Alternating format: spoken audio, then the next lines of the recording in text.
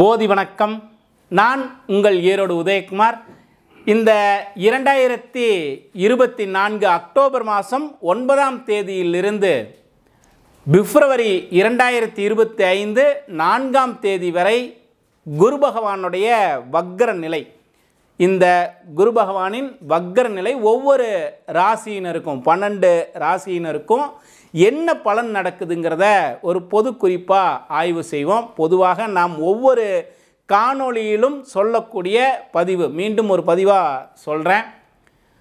ஒரு தனி நபர்னுடைய ஜாதகத்தில் ஆய்வு செய்கின்ற பொழுது அவருக்கு என்ன திசா புத்தி நடக்குது, 6ஆம் வீடு 8ஆம் வீடு 12ஆம் வீட்டிற்குரிய திசா புத்தி நடக்குதா, இதை முதல்ல ஆய்வு செய்துக்கணும் ஒரு தனி மனிதனுடைய ஜாதகத்தில். அப்படி நடக்கும் பொழுது இந்த கோல்சார கிரகநிலைகளினுடைய பாதிப்புகள் கொஞ்சம் அதிகமாக இருக்கும் அப்படிங்கிறத எடுத்துக்கணும். நல்ல திசா புத்தி இருக்குது, நல்ல பலன்கள்லாம் இருக்குது அப்படின்னு சொன்னால் கோல்சாரத்தினால ஏற்படக்கூடிய பாதிப்புகள் குறையும். இதை முதல்ல ஒரு குறிப்பாக தெரிஞ்சுக்குவோம். ஏன்னா சொல்லக்கூடிய பலன்கள் எல்லோருக்கும் இப்போ நிறைய பதிவுகள் சொல்லிகிட்டே வரோம். முக்கியமாக இந்த குருவை வச்சு நிறைய விஷயங்கள் ஆய்வுக்கு எடுத்துக்குவோம். எந்த ஒரு சுபகாரியங்கள் செய்கிறதாக இருந்தாலும், எந்த ஒரு நிகழ்ச்சிகள், எந்த ஒரு நிகழ்வாக இருந்தாலும் இந்த குருவினுடைய நிலையை ரொம்ப ஆய்வு செய்வோம். கல்யாணமாகட்டும், வேலை கிடைக்குமா, ஒவ்வொரு விஷயத்துக்கும் இந்த குருவை நம்ம நிறைய ஆய்வு செய்வோம். தனக்காரகன் அப்படின்னு சொல்லக்கூடியதும் புத்திரக்காரகன் என்று சொல்லக்கூடியவரும் இந்த குரு பகவான் தான். ஒரு மனிதனுடைய வாழ்க்கையில் இந்த குரு இருக்கக்கூடிய ஜாதகத்தில் இருக்கக்கூடிய நிலையும் கோல்சாரத்தில் அவர்களுடைய ராசிக்கு இருக்கக்கூடிய நிலையையும் ரொம்ப ஆய்வு செய்து பலன் எடுப்போம். அவ்வளோ சிறப்பு வாய்ந்த கிரகம், முழு சுப கிரகம்னு சொல்லக்கூடியது இந்த குரு பகவானை. இவர் இந்த காலங்களில் அக்டோபர்லேருந்து பிப்ரவரி 4ஆம் தேதி வரைக்கும் 9/10/2024 4/2/2025 வரைக்கும் வக்ரமாகிறாரு. இந்த வக்ரமாகக்கூடிய காலத்தில் ஏற்படக்கூடிய பலன்கள் என்ன அப்படிங்கிறத நம்ம நிறைய ஆய்வு செய்வோம்.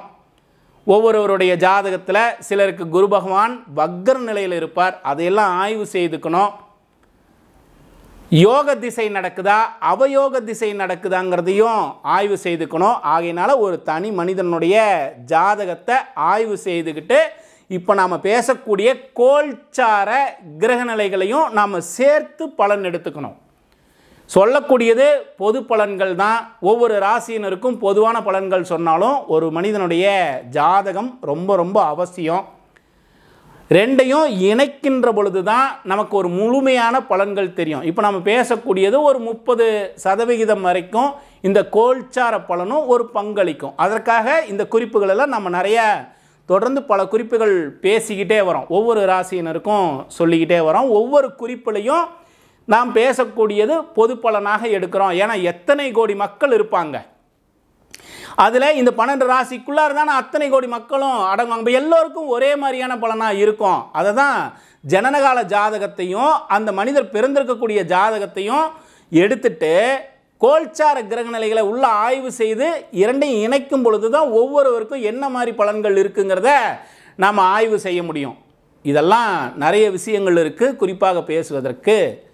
இருந்தாலும் நம்ம கோல்சார கிரகநிலைகளை ஒவ்வொருவருக்கும் முழு சுப கிரகம் என்று சொல்லக்கூடிய குரு பகவான் வக்ரமாகிறத ஒவ்வொரு ராசியினருக்கும் தனித்தனியாக 12 ராசியினருக்கும் மேசத்திலிருந்து மீனம் வரைக்கும் தனித்தனியாக ஒவ்வொரு ராசியினருக்கும் குறிப்புகளை ஆய்வு செய்வோம். எல்லா பலனையும் ஜாதகத்தையும் இணைச்சி எடுத்துக்கணுங்கிறது ரொம்ப அவசியம். சரி, ஒவ்வொரு ராசியினருக்கா போவோமே. ரிஷப ராசி நண்பர்களுக்கு இந்த குரு பகவானுடைய வக்ர நிலை அப்படின்னு சொல்லக்கூடியது ஒரு அற்புதமான விஷயம்தான். உங்களுடைய ராசிக்கு அஷ்டமாதிபதி 8ஆம் வீட்டிற்குரியவன் குரு பகவான்.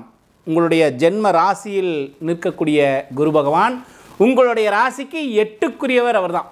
அஷ்டமாதிபதி வக்ரமாகிறது ஒரு அற்புதமான பலன் தான். எல்லா விஷயங்கள்லையும் ஒரு நல்ல மாற்றத்தை, நல்ல உயர்வை கொடுக்குங்கிறது ரிஷபராசி நண்பர்களுக்கு இந்த குரு பகவானுடைய வக்ர நிலை உணர்த்துது. ஜாதகத்தையும் ஆய்வு செய்துக்கணும். ஜனனகால ஜாதகத்தில் குரு பகவான் எப்படி இருக்கார், வக்ரமாக இருக்காரா, இது நிறைய விஷயங்கள் இருக்குது குறிப்பாக பேசுவதற்கு. இருந்தாலும் கோல்சாரத்தினுடைய பலனில் அஷ்டமாதிபதி வக்ரமாகிறது ஒரு அற்புதமான விஷயம்தான். எதெல்லாம் ரிஷபராசி நண்பர்கள் கொஞ்சம் அதிகமான கவனத்தை எடுத்துக்கணுங்கிறதையும் பார்ப்போமே. பொதுவாக நல்லா இருக்குன்னு சொல்லிட்டு ஒரே விஷயத்தோடு நாம் நிறுத்துறதில்லை. அதே போல் ஒரு கிரகத்தினுடைய நிலையை மட்டுமே வைத்து ஆய்வு செய்து எல்லா பலன்களையும் உறுதி செய்ய முடியாது. மற்ற கிரகங்களினுடைய நிலை எப்படி இருக்குங்கிறதையும் தெரிஞ்சுக்கணும் குறிப்பாக. சரி, இதில் குரு வக்ரமாக இருக்கிறத மட்டுமே பலனாக எடுப்போமே. நற்பலன்கள் மிகுதியாக உண்டு. அதே போல் மனக்குழப்பங்களில் இருந்த ரிஷபராசி நண்பர்களுக்கு மனக்குழப்பங்கள் எல்லாம் கொஞ்சம் சரியாகும். பொதுவாக தனக்காரகன் புத்திரக்காரகன் என்று சொல்லக்கூடியவர் தான் குரு பகவான்.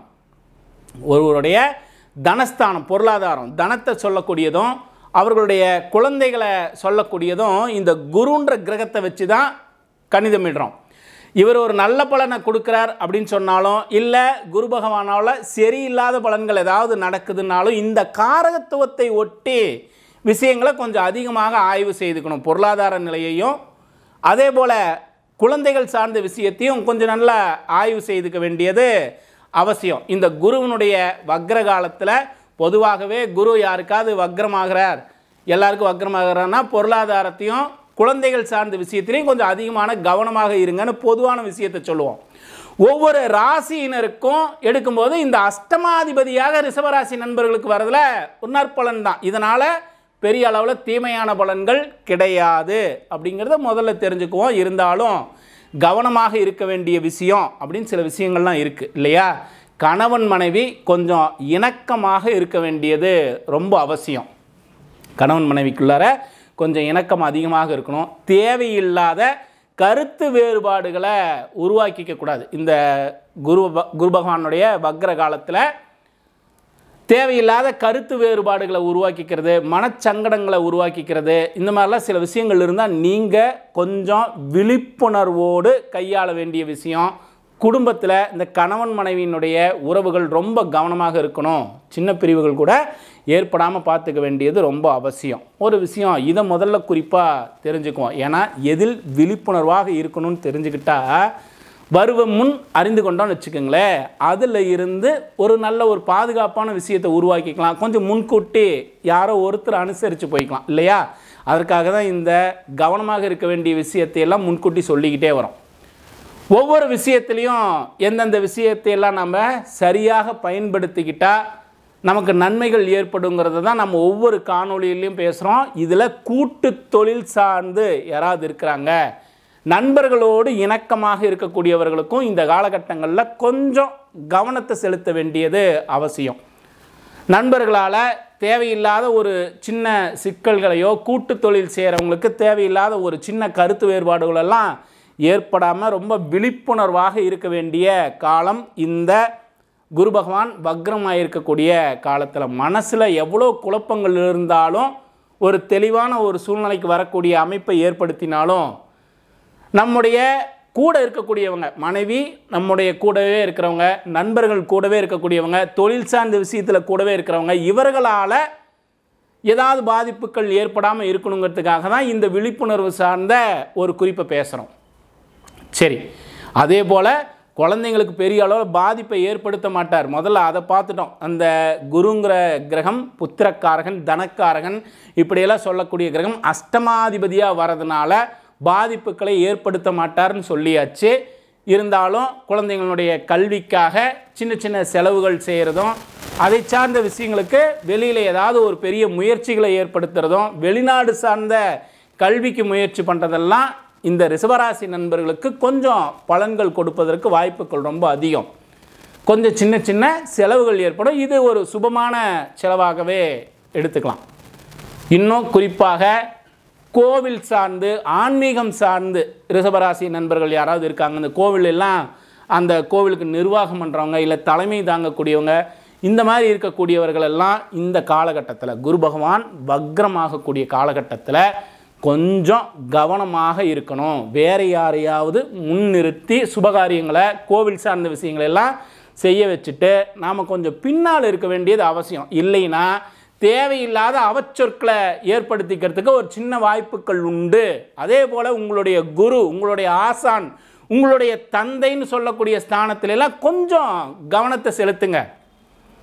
நமக்கு சொல்லி கொடுக்கக்கூடிய குரு, அதே போல் நம்முடைய தந்தை, உங்களுடைய தந்தை, இவங்கள்ட்ட எல்லாம் கொஞ்சம் அதிகமான கவனத்தை செலுத்துங்க. தேவையில்லாத கருத்துக்களை உருவாக்கிக்க வேண்டாம்.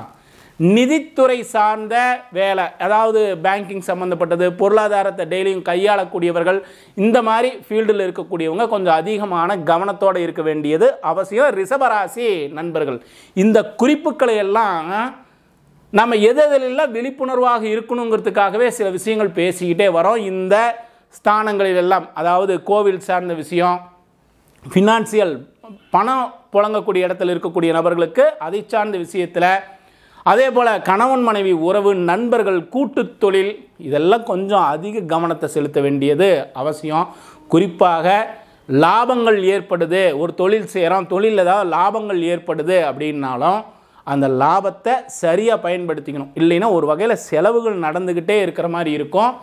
இது நம்ம குருன்ற ஒரு கிரகத்தை மட்டுமே வச்சுட்டு ஆய்வு செய்து பலன் சொல்கிறோம். மற்ற கிரகங்களையும் அந்தந்த நிலைக்கு தக்கவாறு ஆய்வு செய்துட்டு பலன் எடுக்க வேண்டியது ரொம்ப அவசியம். ஜனனகால ஜாதகத்தில் என்ன திசா புத்தி போகுதுங்கிறதையும் ஆய்வு செய்து பலன் எடுக்க வேண்டியது அவசியம். ரிஷபராசி நண்பர்களுக்கு இந்த குரு பகவான் வக்ரத்தில் இருக்கிறது ஒரு அற்புதமான பலனாக தான் இருக்குது. நல்ல பொருளாதார வளர்ச்சியை கொடுக்கக்கூடிய வாய்ப்புகள் உண்டு. மன நிறைவோடு வாழக்கூடிய வாய்ப்புகள் உண்டு ரிஷபராசி நண்பர்களுக்கு.